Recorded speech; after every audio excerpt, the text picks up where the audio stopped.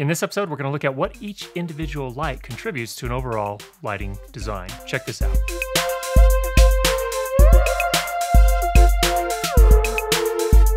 Now, 2 episodes ago, we looked at a 3-point lighting variation, and one of the questions that came up was, well, what do each of the individual lights do? How important is each of the lights? And what contribution does it make? So in this episode, we're going to take a quick look at what each of these individual lights do, so you can get a better idea of how to use your lights to get the best possible look for what you're doing. This is what it looks like when we have just the hair light on. The hair light is about 3.5 feet above my head, slightly back, maybe a foot to 2 feet, and then shining towards the back of my head, this direction. The main idea with the hair light, of course, is to separate your talent from the backdrop. And the way it does that, of course, is it creates a little rim of light over the top of the head and the shoulders. Next, we have the key light. In this case, I've got a softbox off to my right, camera left.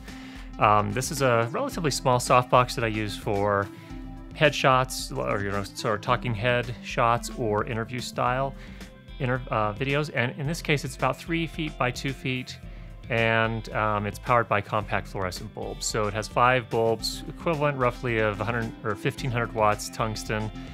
Yeah, that's really meaningful, but the important thing here is 5 bulbs because we're going to be comparing this light, which is at full capacity right now, to a rim light in just a second that's using fewer bulbs.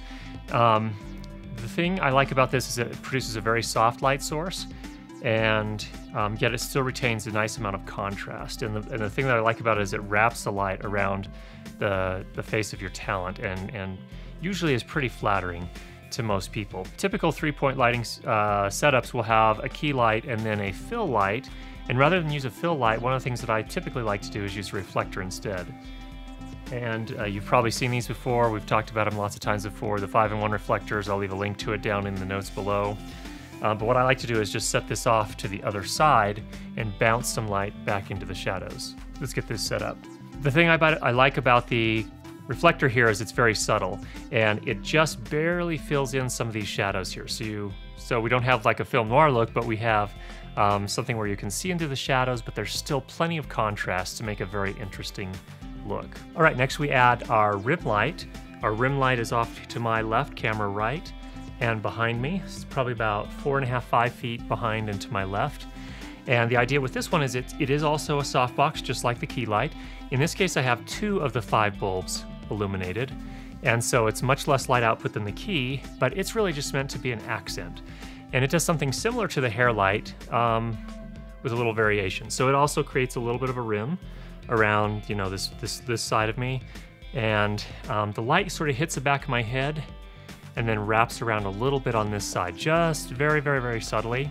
And that adds a lot of dimension. It makes the, on a 2-dimensional media, which video and film is, it adds a little bit of a depth and 3-dimensionality so that things don't look quite as flat. And then one last thing we add here is a backdrop light. In this case, I'm just using a Fresnel light that has not been gelled, so it's much, much warmer than this fluorescent lighting that I'm using on all the rest of it.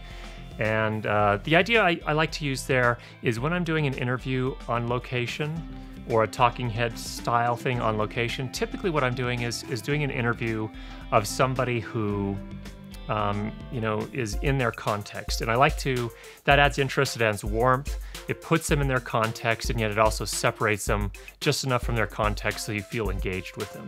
And that's really the idea of using that light in this particular case. So I hope you found that helpful.